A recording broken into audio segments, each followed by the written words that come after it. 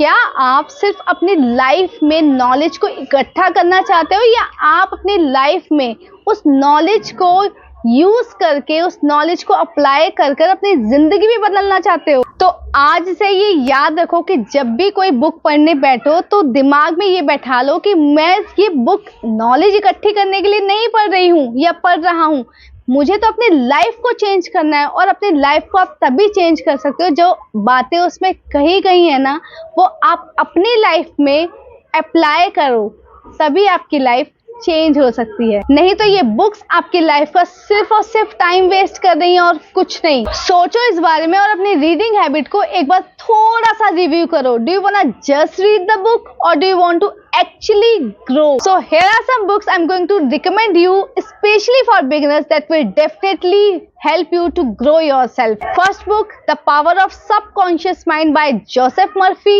Attitude is Everything by Jeff Keller.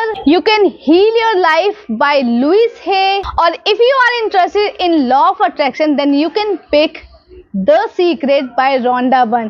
And recently I am reading a book, The Magic, by the same author, Rhonda Byrne. And let me tell you one more thing, these all books are for beginners. If you are learning English from the scratch, you can pick any. These all books are easy to understand.